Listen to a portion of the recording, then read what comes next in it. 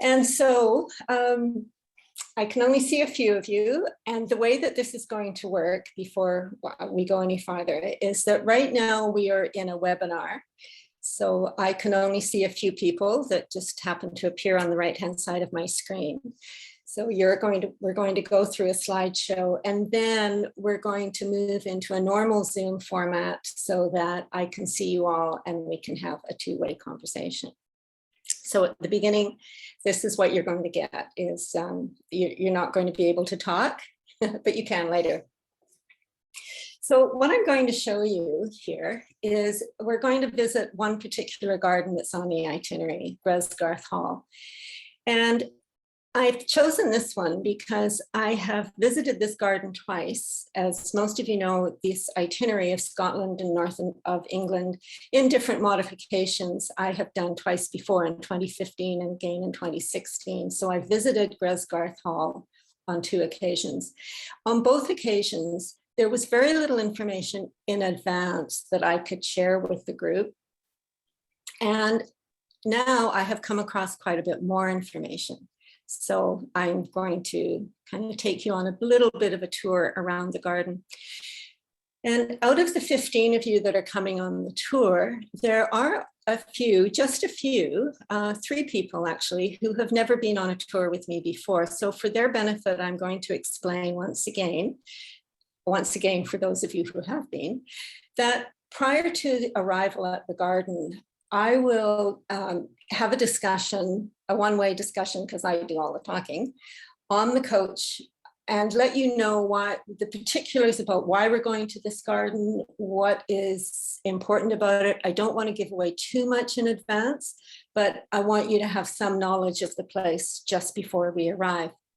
When we arrive, we often are going to meet with a head gardener or the garden owner sometimes, and sometimes we don't. When we do meet with those people, you'll hear some of the same information that I've already given you, which is good. It's better to hear it twice because then you might kind of remember it.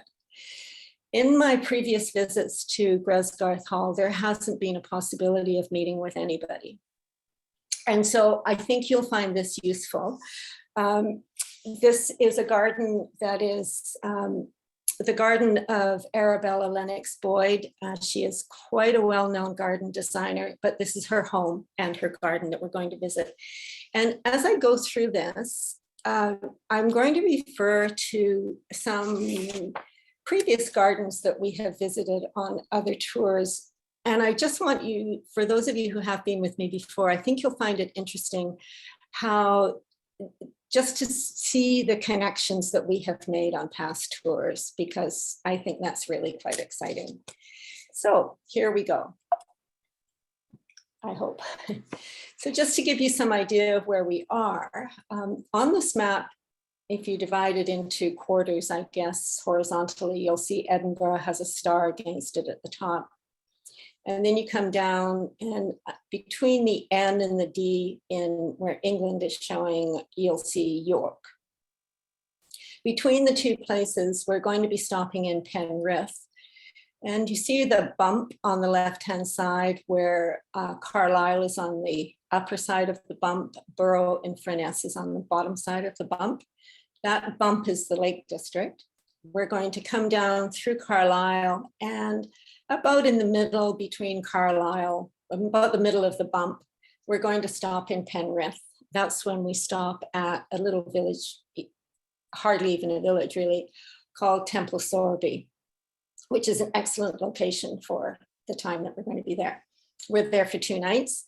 And then on the 3rd day, we're going to be leaving, and we're going to be making our way to York. And to get there, we're on the way there, we're going to make a stop at this garden of Gresgarth Hall.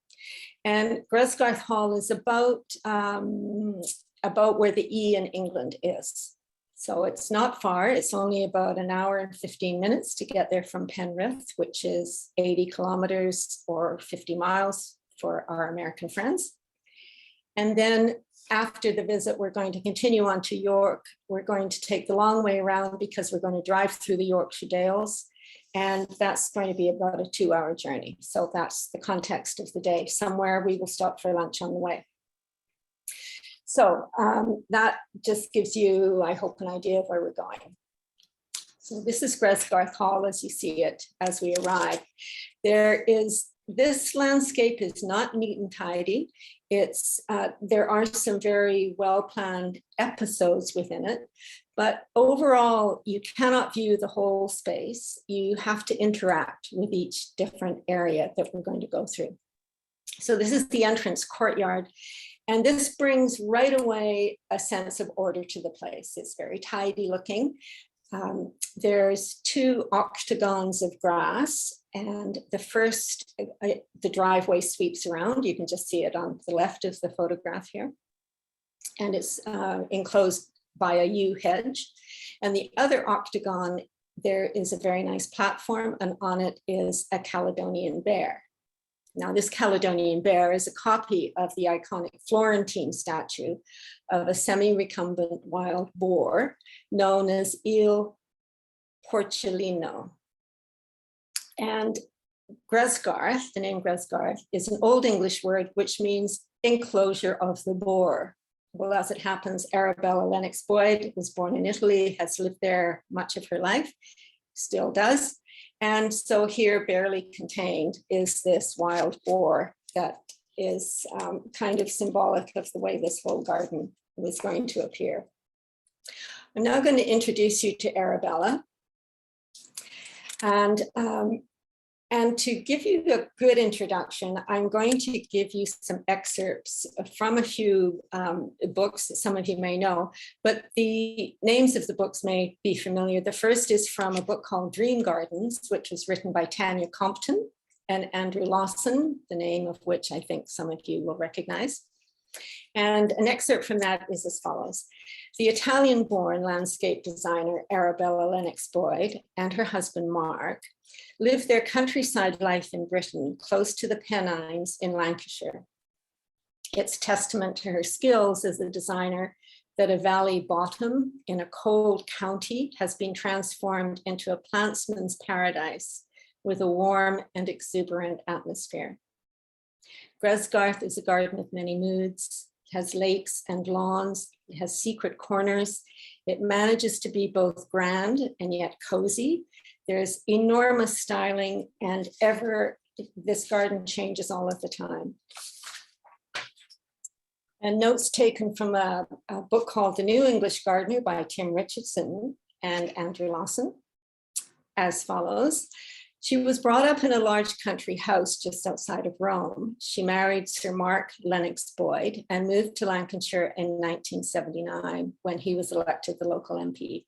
She established herself as one of Britain's leading garden designers. And this was at a time when garden design was a new profession among the new generation of garden designers, which emerged in the 1970s and 80s. So think here of people like Rosemary Vary. Just as it was becoming established as a profession distinct from landscape architecture. Over the years, she's built up a blue chip list of private clients, including members of the Rothschild family and the pop star Sting. The garden at Lake House in Wiltshire, which was made for Sting and his wife, is featured in a book, The Secret Gardeners by Victoria Summerlee. Gresgarth is her experimental laboratory, and it is the most intensely worked of her gardens. Her garden style is generally described as an amalgam of English and French. English for the plantings, which is unavoidable, Italian for the spatial content of the gardens. And the feeling of the gardens that are in England is overwhelmingly English, with herbaceous planting, shrub roses, and topiary in the tradition of the arts and crafts. And then the spatial awareness is there in the physical space, and that would be ascribed to her Italian heritage. Now, I happened to attend a lecture not too long ago in November that was hosted by the Garden Museum in London, and I learned a few more things about her. She's quite shy and quite not too willing to talk a lot about herself. She does talk about her gardens, but some of the other things, something else that I thought was really interesting that I found out about her is that She and her husband maintain her home in Italy. It's a 15th century palazzo called Palazzo Parisi. It's near Rome.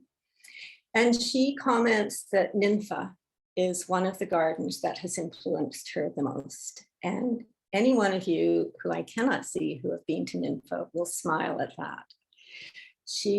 The first time that she saw it, she thought that she had arrived in paradise. Everything, because of the ruins, of course, too, but everything was fresh because of the water. Everything was green against a really harsh and dry landscape. Of course, Ninfa is not hard to love. She goes there every year. It has become a touchstone in her gardens, and you'll see something like that here. And it's the atmosphere that appeals to her so much. And who among us that have ever been there don't love the place and enjoy the sound of the water and looking at the beautiful buildings? And also, I'll just mention to you that the head gardener here at Ninfa at the moment is a fellow called Lachlan Ray. He's been here for 2 years. I've been in contact with him and he'd love to meet us, but at the moment he may or may not be there. He's going to be starting his own business and he's not sure when that's going to happen. So hence a good reason for giving you this little talk today. Because if we go by ourselves, there's going to be a lot of things. I've learned a lot just by doing this, places that I didn't really understand. Oops. So here's a very small portion of the house. It appears like a version of that ship-like garden, Isola Bella, which rises from Lake Maggiore in Italy. It's like it's rising out of the water. This is a 9-acre site, and it's tucked away at the edge of the Lune Valley, Lune as in L-U-N-E. It forms an elongated bowl formed on 3 steep sides, and it has very heavy woodland banks. This land formation creates really a double whammy to work with. It creates a wind tunnel and it's also a frost pocket. So the landscape and the weather is really hard. It took quite a while to kind of get a handle on it. It was a gloomy site, the soil very acidic and limey, heavy clay, and sometimes quite a violent climate with really strong winds. The river overflows and sometimes the banks have to be built. You're not seeing the river yet. So when she learned to read the land and get a sense of what it was about, she took her time to learn where trees and shrubs could be placed. And the first thing was to purchase 12 magnolias. She was told that they would never grow here, but they have without difficulty. And she has since planted more than 3,000 trees and shrubs. Here's the front view of that house. And again, this is just a very small part of the house. There's the scale in this garden. In some places, the scale is very small. In other places, the scale is much larger. Here, the junction between the designed garden and the wilder landscape is very important. It needed formality with straight lines around the house where nothing is straight in this landscape. It is the river that is going to form the separation from the wildness. And she felt it necessary to separate what is in the garden from the view across the river. So we're going to see a lovely blend of formality, which is the Italian influence, and the softness of the English influence. This is around the side of the house now. And the character of this place, again, there's a very watery feel about this place. Here is the Lune River's tributary called Artel Beck. Beck means a mountain stream, and that's what this is. It's not a river, it's a tributary of a river. It's quite a nice word, actually, a beck, which over the years, it's cut the valley, it cut out the valley from the surrounding fields. And but here you have to notice the formality of this garden around the house. There's a real order to the place.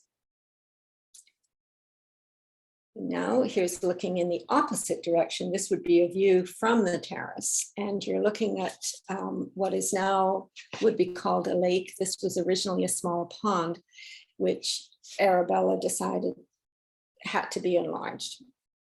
So this pond, this lake, creates a really strong sense of the place because it imposes a stillness on the landscape, which the reflection gives it a sense of a symmetry. Her natural inclination with gardens is towards symmetry, which again is that Italian influence. So the water is always important to her.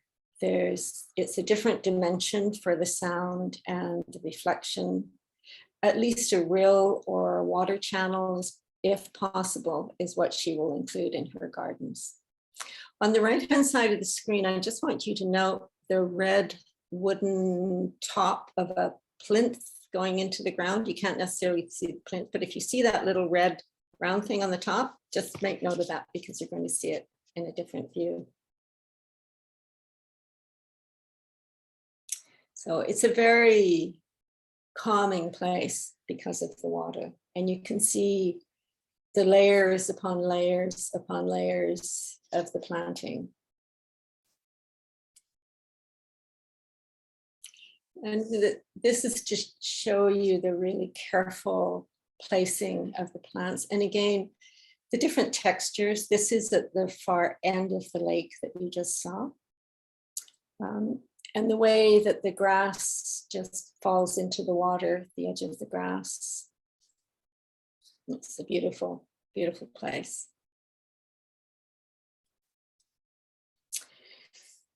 So within this formal part of the garden, close to the house, is an herbaceous border. And this is a classic double herbaceous border. It's defined by clipped yew hedges. And what's interesting about this is that it has kind of an entrance vestibule as a prelude to walking along the herbaceous border. And there's a palate cleanser at the other end of it. So this is classic as a herbaceous border because it has a beginning, a middle, and an end, just as a good story. The prelude is this beautiful mosaic garden. And the mosaics were made by Maggie Howarth. And those of you who have been to Great Dixter, you'll remember the dachshund in the garden as soon as you enter near the sunken garden. Those were made by Maggie Howarth also.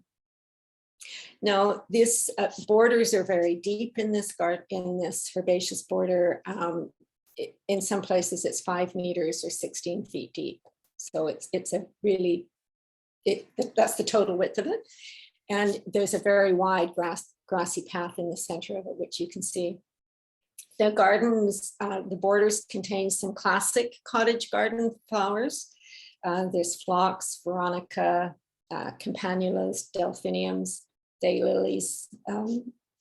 But overall, Arabella feels that herbaceous plants are not really important. Much more important are the trees and shrubs and structure. Herbaceous plants are fluff, really. They're here one day and gone the other. So she likes to create different spaces within the garden. And again, that flowers are just not so necessary as are the bones of the garden.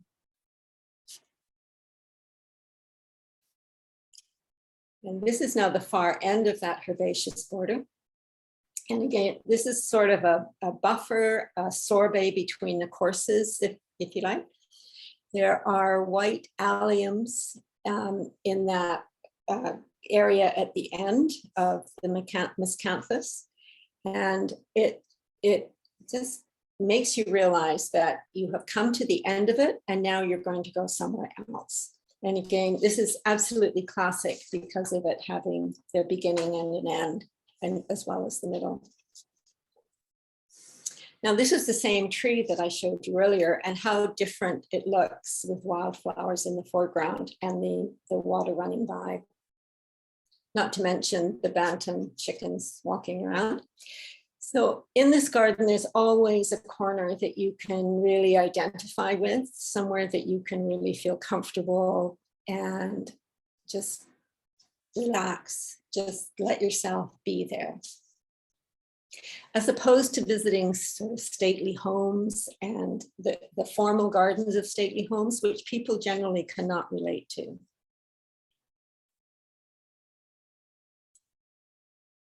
There is this large rondel of closely mowed lawn, which is enclosed by yew. The garden is filled with really strong shapes. The shapes sometimes are in topiary. It could be paths and paving, hedging, or the choice of the plants that she uses.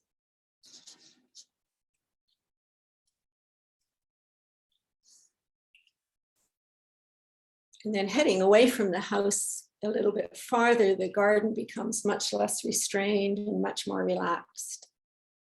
But here to create a real sense of order is the bust that you can focus on. And note the many, many layers of what you're seeing there.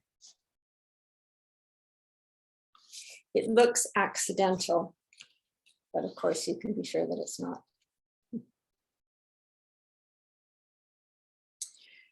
Another influence for Arabella has been the garden of Villandry outside of Paris, in the Loire Valley. And there she took away that a vegetable garden can look absolutely wonderful.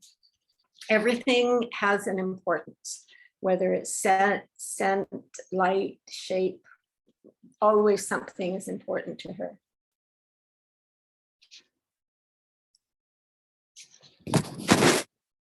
Then we have this Chinese bridge that's going to take you across the beck. We'll walk over the beck and into a watery meadow and parkland that's on the other side. The beck and the lake do not connect. They're two completely separate entities within this garden. And here in early springtime, you can see that bridge through the blossoms of the tree. You may or may not see this. I'm quite sure that this will be over when we get there. And you will see much more. This is a serpentine walk. That's one continuous hedge. It's a beach hedging. And this is actually a copy of a serpentine walk at Chatsworth Garden. And at the very end is a paragraph. It's fantastic to walk out. You're totally enclosed, knowing where you have just come from, that formal garden, and now knowing that you're going to find something different on this side. And here's much of what you will find.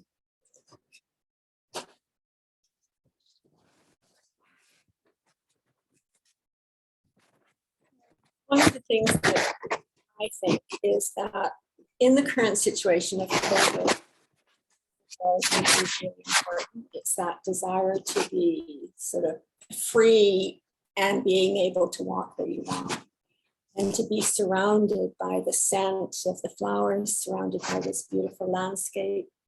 And it's so important to visit gardens and to be anywhere in nature for us, having been cooped up for most of the last 2 years. And there's always hope in a garden, always something to look forward to.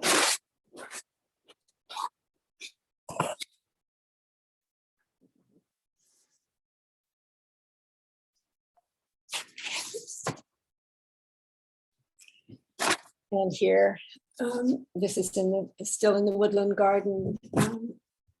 How simple her planting is, but look how the bluebells match the color of the azalea.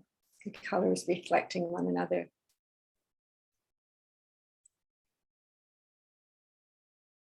And you get an idea here of the steepness of the land.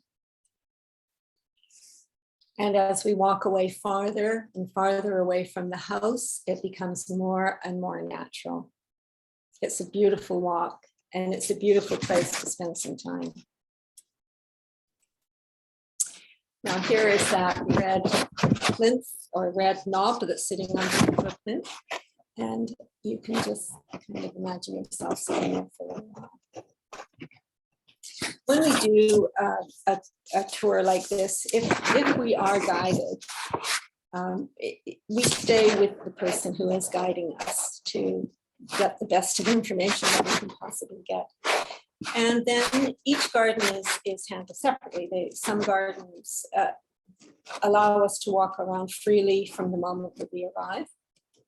Some don't. They want us to stay with the guide for the full time, and we are not permitted to go around walking by ourselves.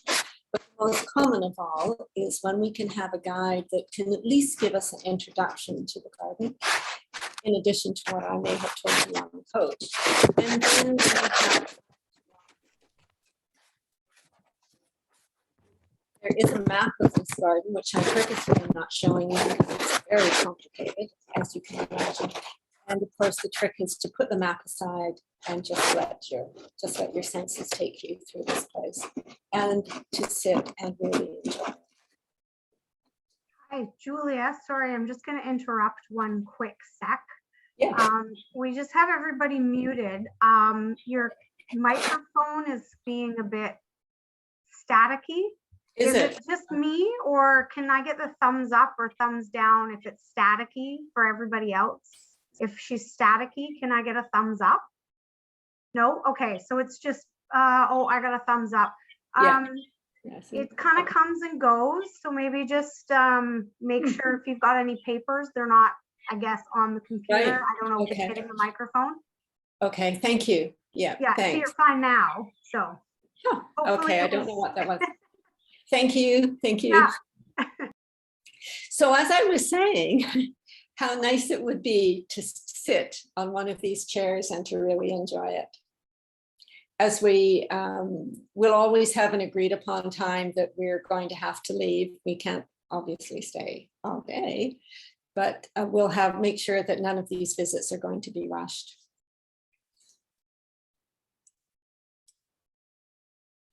And the last photo that I'm showing you is, again, just to remind you of the beautiful simplicity that can be found in a garden as well. Green gardens are so calming and just so lovely.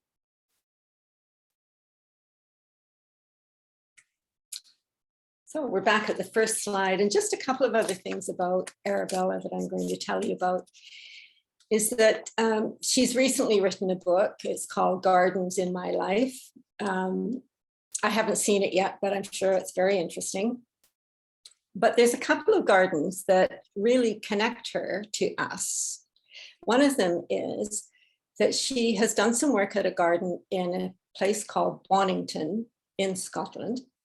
In the town of, the location of Bonington is Jupiter Artland, where we're going on our itinerary.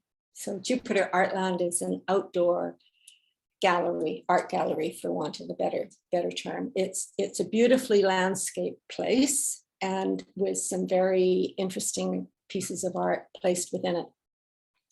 At that place, Arabella has redesigned the gardens around the house, which is on the property. There's a large terrace outside. There's a moat that leads to an upper level of the garden.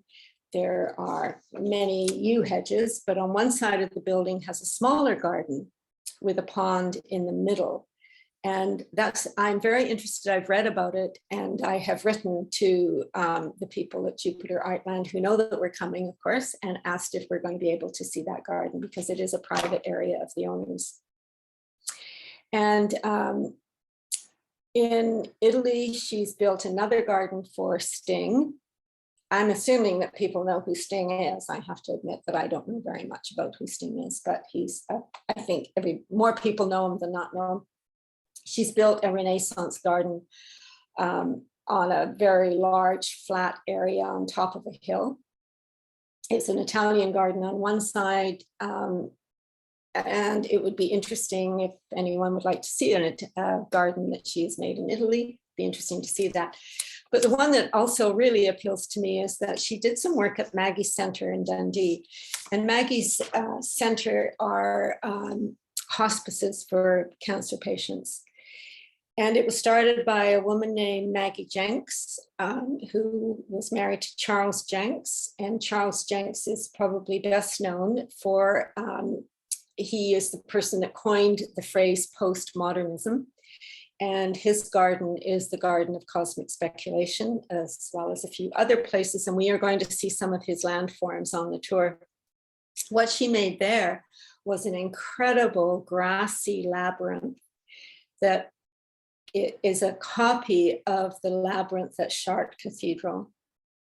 And she's, it's just a really interesting connection to her and the places that we're going to be going to.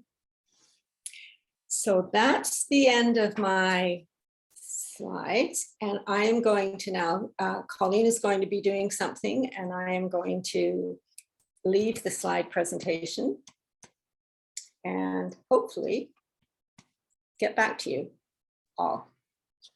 Oh yeah. Okay. So now I can see you all.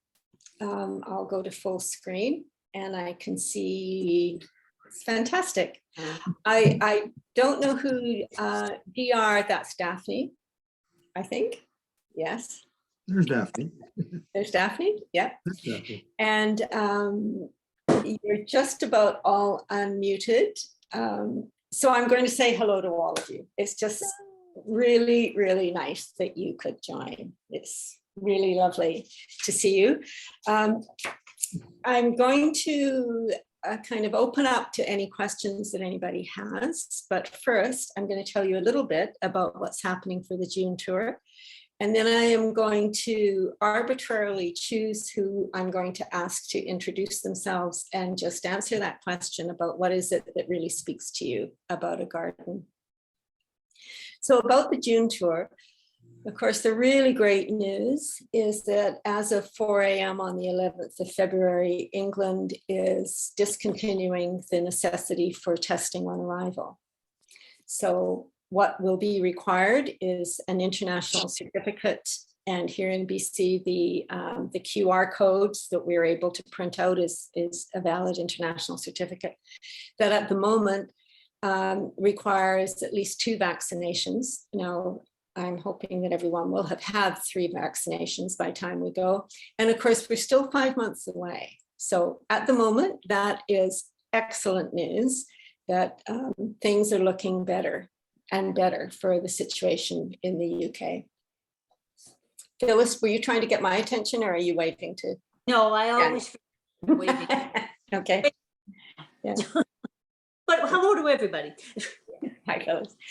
So it's really looking really good. I'm just about to make a very large non-refundable deposits to many of the hotels, which is making a really firm commitment to them that we are going to be going.